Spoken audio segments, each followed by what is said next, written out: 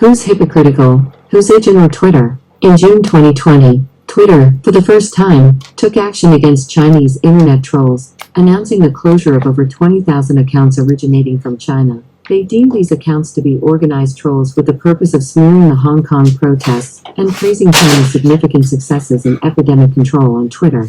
Additionally, Twitter suspended 150,000 accounts originating from China, which they considered to be bot accounts, not even qualifying as trolls. These bots' sole purpose on Twitter was to like and retweet the tweets posted by the trolls. When news of this reached China, figures like Xijin questioned the United States, asking where their vaunted freedom of speech had gone. The Global Times even published an editorial mocking Twitter for its hypocrisy.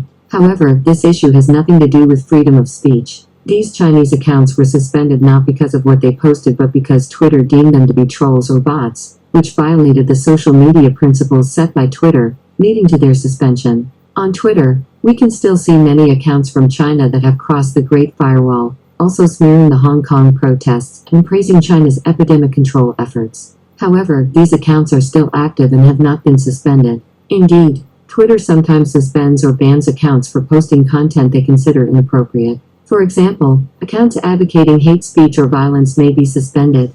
However, this is not related to freedom of speech. Freedom of speech means citizens will not be persecuted by the government for expressing their opinions. Twitter is merely a private company, not a government entity. Therefore, even if Twitter takes action against certain accounts due to their content, it has nothing to do with whether there is freedom of speech. On the other hand, if we look at Chinese social media platforms like Weibo and WeChat, there are many accounts that are genuine, not trolls or bots, yet they are banned or censored simply for expressing opinions disliked by the Chinese government. For example, in 2019, I criticized Huawei, which led to the closure of all my self-media accounts in China. Some WeChat and Weibo accounts were even banned for reposting my educational articles. Moreover, this banning and censorship are not decisions made by WeChat or Weibo themselves but orders from China's internet censorship authorities. Therefore, this constitutes an infringement of citizens' freedom of speech by government departments. Regarding China's internet censorship infringing on citizens' freedom of speech, Xijin,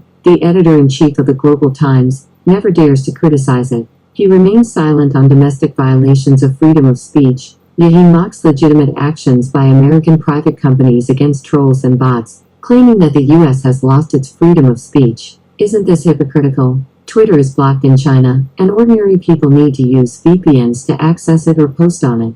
Not only did China block Twitter, but it also monitors the comments made by Chinese netizens on Twitter. They treat Twitter as if it were a Chinese company or platform, subjecting it to regulation. They cannot order Twitter to suspend or delete certain accounts, so their method of control is to arrest those who dare to access Twitter and post comments there, and then sentence them. If you search the database of China's court documents, you will find many judgments against Chinese netizens sentenced for posting on Twitter. Some are charged with spreading obscene videos or images for reposting such content on Twitter, while many others were charged with inciting trouble and attempting to subvert state power for posting political opinions on Twitter, resulting in imprisonment. It's evident that Chinese citizens lack the freedom to speak out on Twitter. Twitter provides a platform for free speech, yet Chinese government departments monitor and arrest those who use it, depriving them of their freedom and sentencing them. China's government mouthpieces mock Twitter for lacking freedom of speech. But isn't this hypocritical? Chinese citizens have no freedom of speech themselves, yet they mock American social media platforms for lacking freedom of speech. It's like what I've mocked before, remix mocking others' sexual harmony. Such people are the most hypocritical and shameless.